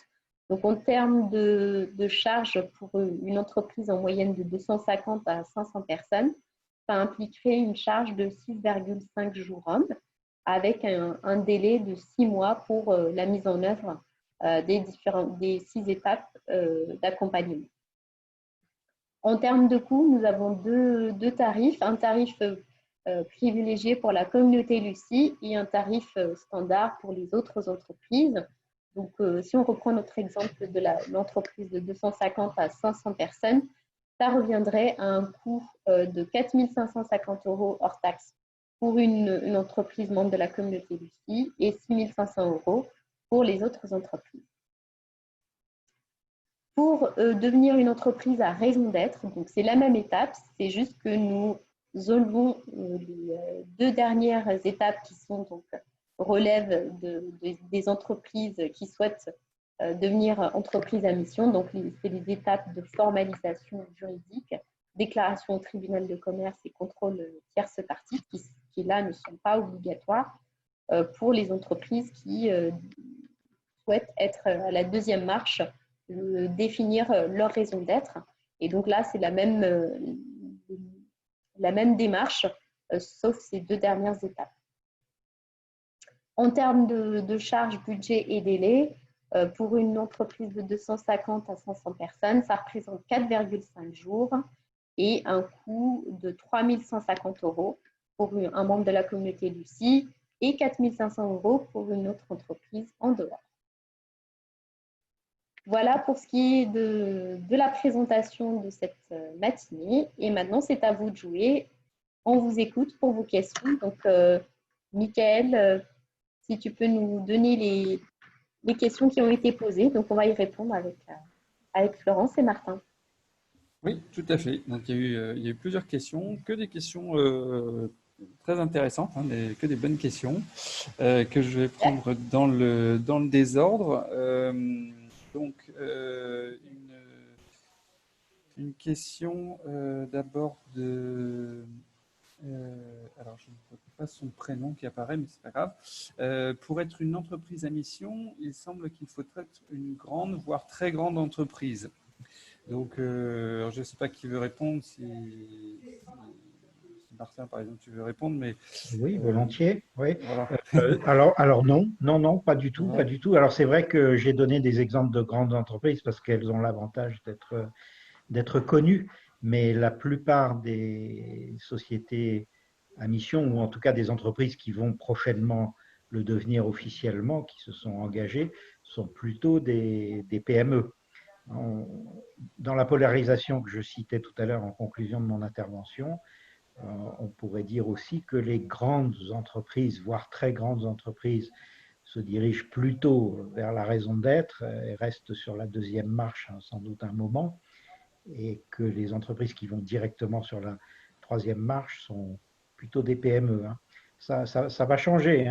Par exemple, moi, je travaille actuellement pour aider le groupe La Poste à devenir une société à mission. Donc là, ça va faire une très grosse, c'est le premier employeur en France, donc ça va faire une très grosse société à mission. Mais de façon générale, les sociétés à mission aujourd'hui sont plutôt des PME.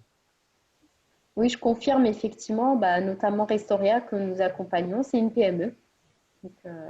Donc c'est vraiment ouvert à toute taille d'entreprise et pas justement que les grandes entreprises. Alors, une autre question de Anne, que je salue au passage. Existe-t-il une liste exhaustive, publique ou consultable des entreprises à mission? Alors, excellente question. Il n'en existe pas et c'est bien dommage, mais vous avez quand même des listes assez représentatives. Notamment, il y a une association qui s'est créée autour de justement Emery Jacquilla, le fondateur de Camif, qui s'appelle la Communauté des entreprises à mission. Ils ont un site internet qui est plutôt bien fait et sur lequel ils présentent leurs adhérents. Donc ça vous donne déjà même si ce n'est pas exhaustif, ça donne déjà une très bonne idée des entreprises qui sont ou qui seront prochainement des sociétés à mission. Et Martin, via les tribunaux du commerce, est-ce qu'il ne sera pas possible d'avoir accès à la liste des entreprises à mission? Oui, mais pour l'instant, on n'y est pas encore, puisqu'il n'y a pas d'entreprises qui ont suivi tout le processus loi Pacte. Il faut que les OTI se mettent en place. On est en France, donc on produit les lois et les règlements très très vite. On met un peu plus de temps à sortir le décret d'application. Vous voyez le temps qu'il a fallu pour avoir le décret du 2 janvier qui ne fait rien d'autre pourtant que de répéter la loi. Mais nos énarques ont quand même mis 6 mois pour produire ça. Et on met encore un peu plus de temps à traduire la loi dans la réalité quand il reste un peu de temps. Donc effectivement, aujourd'hui, le chemin n'a pas encore été parcouru par beaucoup d'entreprises. Mais ça viendra effectivement, tu as raison Salia, on pourra consulter les listes des greffes des tribunaux qui seront publiées. Ok, merci Martin. Alors, une question de Stéphane. Alors, effectivement, ça c'est une très bonne question. Pouvez-vous nous donner des exemples de raisons d'être véritables et de raisons d'être hors sol? Effectivement, excellente question. Comment on trie le bon grain de livret? Alors, cette question est toujours posée. À chaque fois que j'y réponds avec des exemples de raisons d'être hors sol, je me fais de nombreux ennemis. Donc, je donnerai juste un exemple de raison d'être hors sol, c'est celle de Petit Bateau. Donc, Petit Bateau a sorti cette raison d'être du côté des générations futures depuis 1883, je crois, parce que c'est la date de création de l'entreprise, mais je peux me tromper à quelques années près. Voilà, du côté des générations futures depuis 1883. C'est la raison d'être de Petit Bateau. Alors, c'est un très joli slogan, mais ça n'a rien à voir avec une raison d'être, au sens où ça ne dit rien de la contribution que Petit Bateau souhaite apporter sur le plan social, sociétal, environnemental. Bon, une chose qui est très importante, peut-être la seule chose qu'il faut retenir, c'est que vous connaissez la métaphore de l'iceberg. Hein, l'iceberg, la plus grande partie de l'iceberg ne se voit pas. Elle est sous le niveau de la mer. C'est un peu la même chose pour la raison d'être. C'est-à-dire que Salia, tout à l'heure, a dit texte court, texte long. Le texte long, c'est ce qu'on appelle le manifeste. Bon, le manifeste est plus important que la raison d'être. Donc, il ne faut pas se focaliser sur la phrase qui essaye de synthétiser la contribution. Ça, c'est la raison d'être. Mais l'important, c'est surtout de regarder le manifeste. Le manifeste, c'est un petit document qui, en général, ne dépasse pas 2, voire 3 pages maximum, hein, parce que ça doit rester quelque chose de très lisible par toutes les parties prenantes, donc y compris des gens qui ne sont pas du métier, donc pas de vocabulaire technique, pas trop long. Mais le manifeste, il fait 3 choses. D'une part, il explicite les termes utilisés dans la raison d'être. Deuxièmement, il décline ce que signifie cette raison d'être pour chacune des grandes familles de parties prenantes. Alors, ok, Michelin, par exemple, la raison d'être de Michelin, c'est une meilleure façon d'avancer. Bon, une meilleure façon d'avancer, je pourrais dire que c'est comme Petit Bateau. C'est des mots qui claquent, c'est joli, mais ça n'engage à rien, pourrait-on dire. Et bien justement, si, parce que si vous lisez le manifeste de Michelin, vous allez voir cette meilleure façon d'avancer. Qu'est-ce que ça veut dire pour les clients? Ça veut dire, par exemple, que Michelin est en train de faire pivoter son modèle d'affaires, son business model, comme on dit en bon français, hein, que bientôt, au lieu d'acheter des pneus, vous achèterez des heures de conduite, ce que vous pouvez déjà faire d'ailleurs quand vous êtes dans la clientèle professionnelle de Michelin, c'est-à-dire que vous êtes un transporteur qui gère une flotte de camions. Et ça change tout vis-à-vis des clients, parce que ça veut dire que Michelin a intérêt à ce que le pneu dure le plus longtemps possible, alors que quand il vous vend des pneus, il a intérêt à ce que le pneu s'use vite pour que vous veniez en racheter un autre. Donc, fabriquer un pneu, c'est beaucoup d'eau, beaucoup d'énergie, beaucoup de DVA, donc de la déforestation. Donc, quand vous alignez les intérêts des clients et les intérêts de Michelin, vous faites des progrès. Et puis, le manifeste de Michelin va aussi vous expliquer, quand on dit la meilleure façon d'avancer, qu'est-ce que ça veut dire pour les salariés? Michelin, c'est une entreprise dans laquelle on peut faire toute sa carrière. Ils ont des RH de proximité, comme ils disent, donc ils vous aident à bouger. Donc c'est ça aussi, la meilleure façon d'avancer. Puis il va vous expliquer ce que ça veut dire vis-à-vis de leurs initiatives pour la société, ce qu'ils font en matière de prévention routière, etc. Donc vous voyez, l'important, c'est ça. Et puis la troisième chose que vous trouvez dans le manifeste, c'est les engagements. Les engagements qui viennent soutenir la raison d'être, qui viennent l'ancrer dans le monde réel, qui viennent lui donner de la chair, de la consistance. Donc, le manifeste est plus important que la raison d'être elle-même. Bon, simplement, vous verrez que quand vous allez sur le site internet des entreprises, que certaines entreprises n'ont pas de manifeste, parce qu'effectivement, elles ont juste fait une jolie phrase qui claque au vent et elles sont restées là. Et dans ce cas-là, ça n'a pas beaucoup d'intérêt. En revanche, moi, je vous recommande de regarder le manifeste de Michelin, qui est très bien fait. Il y en a d'ailleurs une version vidéo. Donc, si vous faites dans moteur de recherche préféré, raison d'être Michelin, vous allez le trouver facilement. Regardez aussi ce qu'a fait Veolia, qui a fait un travail absolument remarquable. Ils ont une raison d'être, là aussi, Veolia, qui est très simple, très bateau, on pourrait dire, c'est ressourcer le monde. Ça définit bien leur métier. Mais si vous regardez le manifeste, vous allez comprendre ce que veut dire ressourcer le monde pour chacune des parties prenantes et vous allez voir surtout quels sont les engagements concrets. Qu'est-ce que ça veut dire ressourcer le monde dans les business process de Veolia, dans ses métiers, dans sa culture d'entreprise, dans son mode de fonctionnement, dans les valeurs qu'elle porte. C'est ça qui est important finalement, c'est la transcription de la raison d'être dans le réel.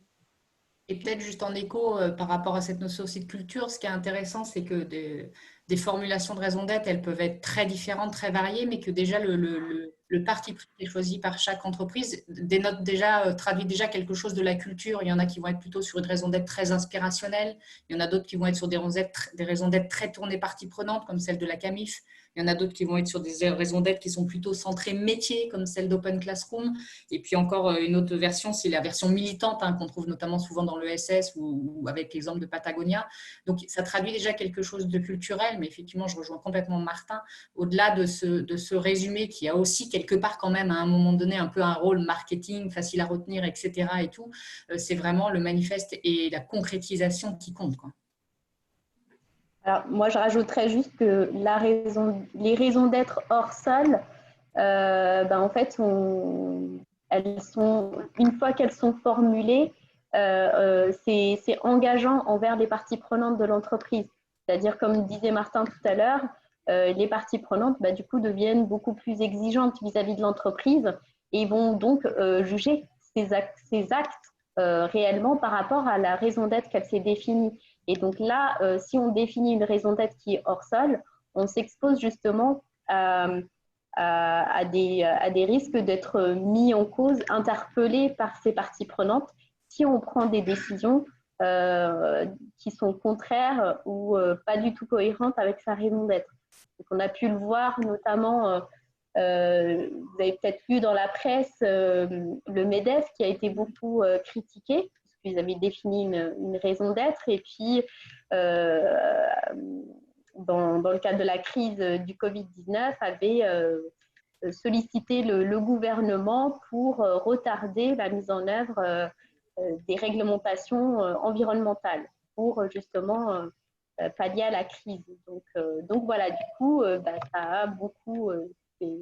ça a fait couler beaucoup d'encre parce que justement, ce n'était pas cohérent par rapport à la raison d'être qu'ils avaient définie.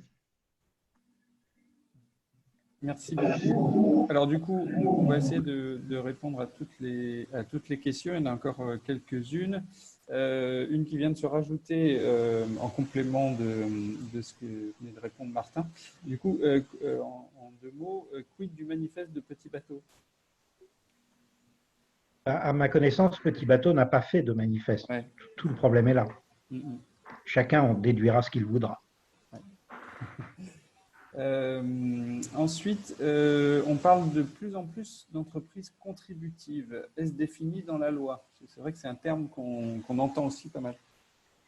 Alors, ça n'est pas défini dans la loi. Personnellement, moi, j'y suis très sensible. J'ai dirigé pour le compte de la Fondation Terra Nova, dont je suis administrateur, un rapport qui s'appelle justement l'entreprise contributive et qui faisait des propositions concrètes. Vous avez également un site internet qui a été créé par M. Bonifay qui dirige le C3D, c'est-à-dire le Collège des directeurs du développement durable, qui est un peu l'association professionnelle des directeurs RSE et développement durable, qui s'appelle l'entreprise contributive. Donc il y a eu pas mal de travaux autour de ces notions d'entreprise contributive. C'est aussi un thème qui est très fortement porté aux États-Unis. Les Américains sont beaucoup dans la culture du NPI, Net Positive Impact, c'est-à-dire de se poser la question d'être capable de mesurer ces impacts, de considérer qu'on a effectivement des impacts négatifs, donc il faut essayer de les réduire, mais également que potentiellement on peut avoir des impacts positifs qu'il faut essayer au contraire de maximiser, et donc que la préoccupation de l'entreprise doit être justement d'avoir un impact net positif, aussi positif que possible. Donc ça, ce sont des cultures, des approches de la RSE qui se développent beaucoup, d'abord aux États-Unis, puis ensuite en Europe et notamment en France, et qui ont beaucoup d'avenir. Alors aujourd'hui, la loi n'y a pas touché, ce n'est pas forcément une mauvaise chose, hein, parce qu'en France, on adore les lois et les règlements, mais ce n'est pas parce qu'on fait des lois qu'on change le réel. On change le réel parce que les acteurs sociaux, les entreprises, les syndicats, les experts, tous ceux qui s'intéressent aux problématiques, s'engagent et essayent de traduire les concepts dans la réalité des entreprises.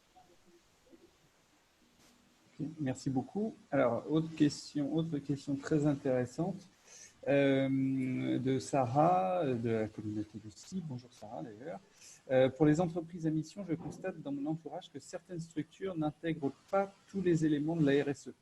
Par exemple, la mise en avant de certaines sociétés, par certaines sociétés, de leur thématique environnementale sans penser au pilier social. Du coup, cette approche restreint les démarches par rapport à la RSE. C'est aussi pour ça que la raison d'être et l'entreprise, la société à mission sont complémentaires de la labellisation et inversement, parce que la labellisation, elle s'adosse à un référentiel. Donc, dans le cas de Lucie, Lucie a beaucoup travaillé pour bien adapter son label à ISO 26000 et c'est une très bonne chose parce que ISO 26000 a justement l'avantage, quand il a été publié aux alentours de 2010, d'avoir fait la synthèse des principaux référentiels, hein, les référentiels de l'OCDE, les référentiels des entreprises multinationales, etc. Donc, le label le label ISO 26000 avec ses 7 grands domaines est extrêmement complet, on pourrait dire presque exhaustif. Donc, le fait de s'engager dans une démarche de la labellisation Lucie, ça veut dire que vous vous apprêtez à devenir bon un peu dans tous les compartiments. À l'inverse, quand vous faites une raison d'être, quand vous devenez une entreprise à mission, là, vous faites des choix structurants en fonction de votre stratégie. Vous vous posez la question, en quoi le monde serait différent si je n'existais pas? Vous vous posez la question, qu'est-ce que moi je peux apporter de fondamental que d'autres ne peuvent pas forcément apporter aussi bien en termes de contribution aux grands enjeux? Donc, vous allez faire des choix. Quand Michelin dit la meilleure façon d'avancer, ça peut se traduire sur le plan social, environnemental, mais ce sont quand même des choix. Donc, c'est pour ça que les deux approches, à mon sens, sont extrêmement complémentaires. J'en profite juste pour répondre également à la question qui a été posée par Jacques Higalin, c'est que je salue, parce que Jacques, depuis Toulouse, est un grand expert de la RSE. Et Jacques posait la question, justement, un peu dans la même ligne, comment expliquer que le label B Corp attire davantage que la qualité de société à mission? Et là, pour répondre très simplement, moi, je dirais que ce que je connais du label B Corp, c'est que c'est un label, c'est pas Lucie, hein, B Corp, c'est un label qui est relativement peu contraignant, hein, qui fonctionne essentiellement par une auto-évaluation. Donc, on va assez facilement vers B Corp qui est relativement peu engageant. C'est beaucoup plus engageant d'aller vers effectivement la qualité de société à mission. Et par ailleurs, comme la société à mission en est à ses tout débuts, hein, on n'a pas encore de liste bien claire des OTI. Les assemblées générales sont en train de se tenir là maintenant, donc les entreprises n'ont pas encore eu le temps, pour la plupart, d'intégrer leur raison d'être dans leur statut, donc il faudra un petit peu de temps pour que le processus se déroule. Du coup, aujourd'hui, il y a encore très peu de sociétés à mission en France, mais ça va venir une fois que la démarche sera enclenchée. Donc je pense que le nombre de sociétés à mission va très vite rattraper le nombre d'entreprises labellisées B Corp et va sans doute le dépasser. Voilà. Merci Martin. Alors, autre question. Pour les petites structures, quel est le coût direct associé pour devenir une société à mission, notamment sur la modification des statuts et le coût d'un ETI? Alors, je ne sais pas qui veut répondre. Alors, le coût, vous pouvez avoir une idée par rapport au coût d'accompagnement que ça implique avec par exemple, pour la mise en œuvre pour devenir une entreprise à mission. Par exemple, là, vous avez pour une entreprise de 250 à 500 personnes, c'est 6,5 jours à chaque étape, enfin, pour l'ensemble des 6 étapes. Et donc, Après, pour les différentes tailles d'entreprise, par exemple, moins de 50 salariés, ça va être de l'ordre de 2 jours d'accompagnement, de 50 à 103 jours, etc. Donc là, ça vous donne une idée de ce que ça demande comme effort et coût pour se faire accompagner. Après, pour les OTI, aujourd'hui, on n'a pas encore les modalités sur quelle va être la durée des audits en fonction des évaluations en fonction des tailles des entreprises. Donc, c'est un peu compliqué de vous répondre. Vous dire combien ça pourrait représenter comme coût pour une entreprise.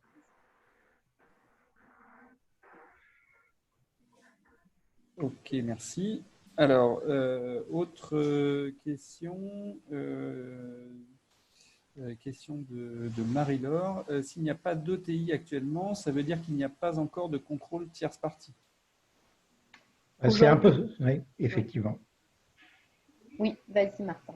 Oui, effectivement, c'est ça. Hein, c'est ce que je disais tout à l'heure. On est en début de cycle. Hein, tout ça, c'est un cycle un peu long. Il faut déjà définir votre raison d'être, la traduire en mission, inscrire tout ça dans les statuts. Donc, on pourrait créer une assemblée générale extraordinaire, mais enfin, la plupart des entreprises profitent plutôt de leur assemblée générale ordinaire pour mettre un point à l'ordre du jour sur la question, faire voter dans les statuts, déposer les statuts au greffe, etc., mettre en place le comité de mission. Donc, tout ça, ça prend du temps. Donc, effectivement, à ma connaissance, aucune société aujourd'hui n'a encore demandé à un greffe de tribunal de commerce de bénéficier de la qualité de société à mission. L'année prochaine, quand on refera ce séminaire dans exactement 1 an, on en aura sans doute quelques dizaines, mais aujourd'hui, ça n'est pas encore le cas. Merci beaucoup. Question suivante. Que pensez-vous des entreprises qui s'engagent sur une démarche raison d'être sans avoir eu de démarche de labellisation ISO 26000? Et est-ce possible et vraiment légitime en termes d'engagement RSE? La question est adressée à Martin directement, mais après, les questions peuvent être complétées après. À mon sens, c'est tout à fait légitime. Hein. Je rappelle la définition de la RSE par la Commission européenne. La RSE, ce sont des engagements volontaires. Hein, des engagements volontaires dont vous choisissez de vous doter. Donc, les entreprises sont libres de la façon dont elles veulent définir, créer leurs engagements et leur donner vie. Et franchement, c'est une bonne chose, hein, parce que si la loi s'occupe de tout, on fait tout à minima et ce n'est pas forcément un progrès. Hein. Il ne faut pas croire que parce qu'on a fait une loi, on a changé la réalité des choses. Pas du tout. Hein, il y a des droits réels et des droits formels. Et souvent, en France, on est plus attaché malheureusement aux droits formels qu'aux droits réels. Donc, s'engager dans une démarche raison d'être en dehors de la labellisation, bien sûr, pourquoi pas. L'inverse, s'engager dans une démarche de labellisation en oubliant raison d'être, bien sûr, pourquoi pas. Faire les deux en même temps, bien sûr, pourquoi pas. Toutes ces démarches sont possibles. Elles vont dépendre des enjeux que vous avez, les enjeux vis-à-vis de vos parties prenantes, la façon dont vous voulez vous emparer, des problématiques, votre degré d'ambition. Tout ça va déterminer les choix que vous avez à faire. Mais il y a des démarches, par exemple, de raison d'être hors labellisation qui sont extrêmement vertueuses. Hein. Si on prend l'exemple de la CAMIF, par exemple, ils ont fait l'essentiel de leur démarche avant de se préoccuper de labellisation. Bon, ils sont maintenant labellisés Bicorp, mais leur labellisation était plutôt le couronnement de la démarche très authentique et très construite qu'ils ont fait en termes de raison d'être, puis de définition du statut, enfin de la qualité de société à mission. Donc, toutes les démarches peuvent être parfaitement légitimes. La question, c'est la substance. C'est toujours la même chose, c'est la consistance que vous donnez aux engagements que vous êtes prêts à prendre et de la qualité du dialogue que vous entretenez avec vos parties prenantes à cette occasion. Oui, je rajouterais juste effectivement l'avantage en fait de s'engager dans une démarche RSE ou dans une démarche de labellisation avant de définir sa raison d'être et de l'intégrer en tant que mission, c'est que si effectivement vous n'êtes pas peu mature sur le sujet et que vous n'avez pas encore pris conscience, pris en compte vos enjeux sociaux, environnementaux, l'avantage c'est que effectivement ça va vous permettre d'identifier et de couvrir en fait tout le périmètre à la fois social, environnemental, et donc d'identifier aussi vos parties prenantes. Donc justement, ce qui sera utile dans le cadre de si vous devenez une entreprise à mission, si en amont vous n'avez pas pris conscience de qui sont vos parties prenantes et pouvoir ensuite les mobiliser, ça va être compliqué de faire vivre votre mission. Donc en fait, c'est complémentaire, c'est totalement complémentaire et ça donne la raison d'être et la mission, c'est ce qui va donner la cohérence et l'objectif à long terme à toute la démarche RSE de l'entreprise. Et en fait, je crois que c'est important de dire aussi, comme chaque fois dans ces logiques organisationnelles, etc., il n'y a pas de modèle unique et il n'y a pas de chemin unique. Et donc, du coup, il n'y en a pas un qui est plus légitime que l'autre. C'est effectivement en fonction de plein d'éléments, à nouveau le stade de maturité, le type de culture dans l'organisation. Et puis, effectivement, surtout questionner derrière, mais qu'est-ce que vous visez avec cette démarche ou cette autre démarche, enfin, entre les différents choix qui s'offrent à vous, derrière, qu'est-ce qui est vraiment l'objectif, qu'est-ce que vous visez, en quoi ça sert votre projet d'entreprise et en quoi ça sert la contribution à ces fameux enjeux globaux qui sont aussi le point de départ. Merci beaucoup. Autre question, je pense que la réponse va être très rapide. Quels peuvent être les types de missions? Peut-on imaginer, par exemple, un accompagnement à la création d'entreprises en Afrique?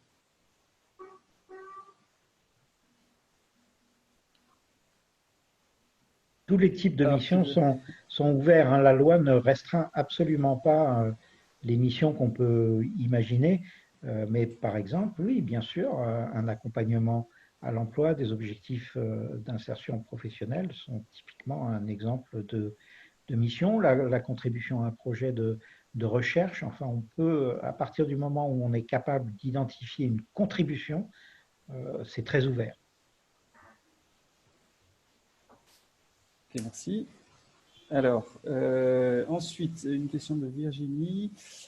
Bonjour, je fais partie d'une entreprise engagée socialement avec une vision clairement définie dans ce sens et avec des actions menées en interne et en externe, exemple partenariat avec mission locale. Quel serait l'intérêt majeur de s'engager dans le label Lucie et la société à mission? J'ai compris un atout marque employeur. Y a-t-il d'autres intérêts qui motiveraient à s'engager dans cette démarche?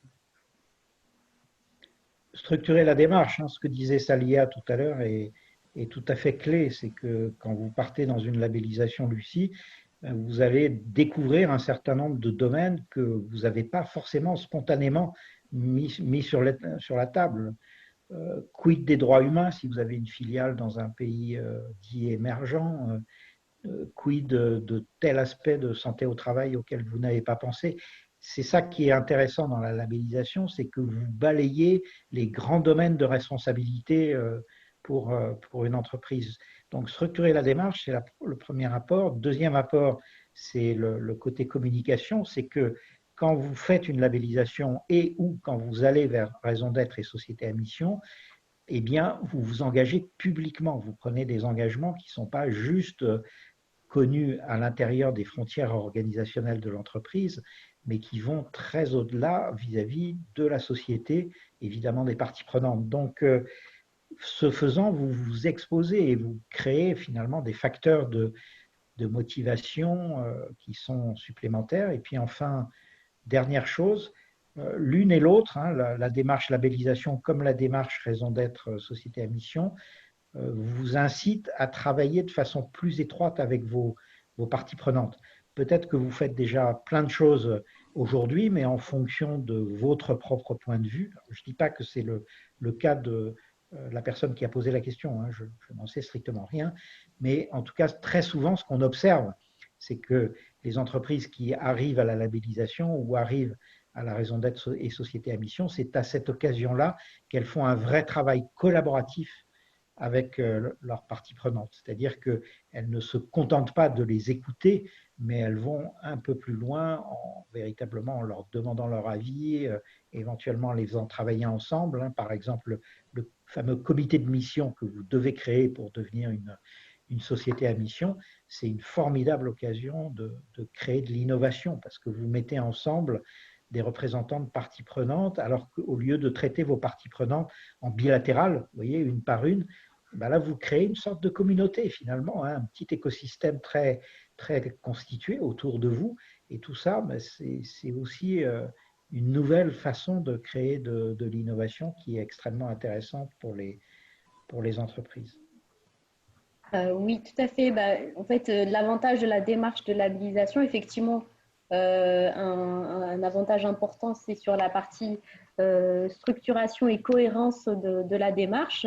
Effectivement, vous allez pouvoir vous auto-évaluer et puis être aussi évalué par un tiers externe qui va permettre de vous apporter aussi des recommandations de progrès. Donc, vous auto-évaluer, bah, déjà, prendre conscience de tout ce que vous faites, mais aussi identifier des pistes d'amélioration, mais aussi prioriser vos enjeux RSE, c'est-à-dire que vous allez en fait balayer effectivement l'ensemble des 7 thématiques de l'ISO 26000, la gouvernance, l'environnement, les relations, conditions de travail, l'engagement sociétal, développement local, les relations avec les fournisseurs, les achats responsables, les droits de l'homme. Et donc, vous allez donc aborder l'ensemble du périmètre de la RSE et identifier là où vous avez des priorités pour agir parce que vous avez une marge de manœuvre pour progresser sur les sujets. Et donc, c'est ça l'intérêt d'un label, c'est que ça vous met dans une démarche d'amélioration continue et aussi ça vous permet d'identifier vos parties prenantes, qui est une pratique fondamentale de toute démarche RSE, d'identifier les parties prenantes, internes et externes, et d'établir un dialogue avec elles, qui est totalement cohérent finalement avec ce que propose la loi Pacte, puisque ça permet d'intégrer finalement les parties prenantes à travers le comité mission dans sa gouvernance, et puis de donner, de couronner sa démarche RSE avec une mission à long terme. Et c'est ce qui est recherché par une démarche de responsabilité sociétale, hein, et de définir sa démarche à travers les enjeux sociaux et environnementaux et de le positionner à long terme. Ok, merci. Et puis là, une dernière question.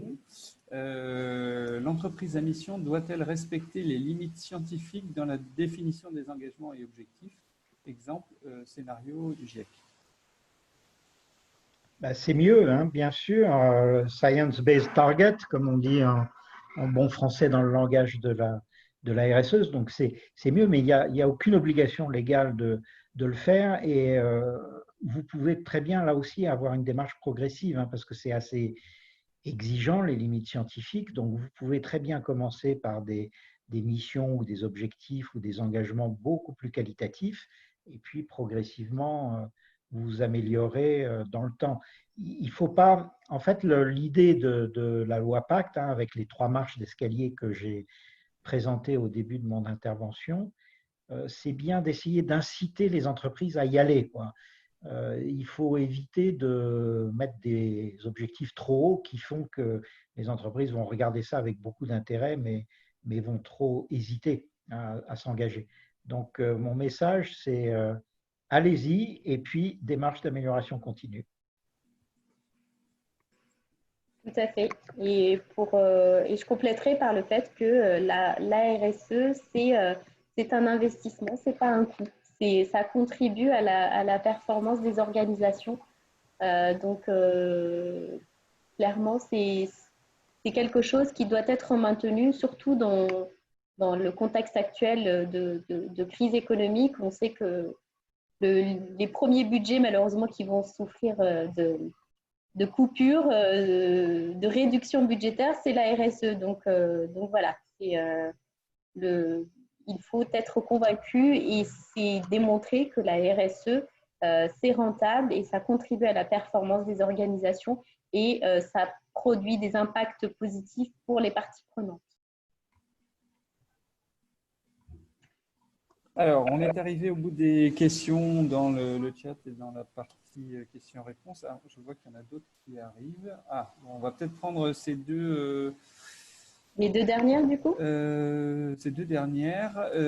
Dans le cadre de groupes avec filiales, est-il plus pertinent d'avoir une mission globale ou par filiale? Exemple, cas du groupe Yves Rocher. Yves Rocher fut félicité par Martin, mais Petit Bateau est critiqué. Et du coup, la deuxième question qui est arrivée de Guillaume, toujours, en fait, c'est un commentaire complémentaire. Petit Bateau fait partie du groupe Yves Rocher. Oui, absolument. Donc là, la réponse, c'est que la raison d'être, comme la mission, doit être liée à l'endroit où on définit la stratégie. Donc, si vous avez un groupe d'entreprises qui est extrêmement structurant pour ses filiales, ça n'aurait pas de sens que les filiales aient une raison d'être. Par exemple, si on prend le cas des entreprises multinationales, IBM France pourrait parfaitement avoir une raison d'être, parce que IBM est une société qui laisse une marge de manœuvre considérable à ses filiales. Donc IBM France pourrait avoir parfaitement une raison d'être, indépendamment de ce que peut raconter IBM Corp aux États-Unis. En revanche, une autre société du même métier, moi j'ai travaillé 10 ans chez Oracle, ça serait inimaginable qu'Oracle France ait une raison d'être. Ça n'a pas de sens. Oracle France est là pour exécuter en France la stratégie, donc les objectifs définis par Oracle Corp en Californie. Vous voyez ? Donc les deux critères qui définissent la granularité de la raison d'être, c'est-à-dire l'endroit où elle peut être définie, c'est d'une part qui définit la stratégie. Donc par exemple, est-ce qu'il y a une direction de la stratégie? Et deuxième critère, est-ce qu'il y a un conseil d'administration? Parce que la loi Pacte confie au conseil d'administration l'initiative de la démarche. Alors pas forcément, ce n'est pas au conseil d'administration de réaliser tout le projet, de réaliser toute la démarche de formulation de la raison d'être, mais c'est le conseil d'administration qui en est à l'initiative. Donc vous voyez, une entreprise qui aurait des filiales, si chacune des filiales, c'est le cas chez Yves Rocher, d'ailleurs Yves Rocher a dit explicitement que chacune de ces filiales doit avoir pour objectif de mettre en musique la raison d'être du groupe et de définir leur propre raison d'être, évidemment en cohérence avec celle du groupe. Bon, là, en l'occurrence, le problème, c'est que Petit Bateau était parti avant le groupe, donc ce n'est pas forcément d'une cohérence remarquable. Mais je vais reprendre l'exemple du groupe La Poste. La Banque Postale, par exemple, qui est un des métiers très importants pour le groupe La Poste, ils ont leur propre stratégie, ils ont leur propre conseil d'administration, leur propre gouvernance. Donc, la Banque Postale est tout à fait légitime à définir sa raison d'être, même si le groupe La Poste est en train de travailler pour définir la sienne. Bon, le tout, c'est que ça ne soit pas contradictoire, évidemment, puisque l'une est dans un groupe dont la gouvernance est dirigée par l'autre. Donc, vous voyez, les deux notions qui sont clés pour répondre à la question, c'est où est faite la stratégie et qui détermine la gouvernance. Très bien. Okay. Merci beaucoup, Martin. On est arrivé au bout des questions. Merci. Merci, Michael. Donc, merci à tous de votre participation à cette causerie RSE. Merci, Martin. Merci, Florence, d'avoir été avec nous aujourd'hui. Ce webinaire sera disponible en replay, donc pour ceux qui voudront le revoir. Et puis, on vous enverra sous peu donc justement le lien vers le replay et puis le support de présentation de la causerie de ce matin. Donc, merci à tous de votre participation et on vous souhaite une excellente journée. Merci à vous. Au revoir. Merci. Au revoir.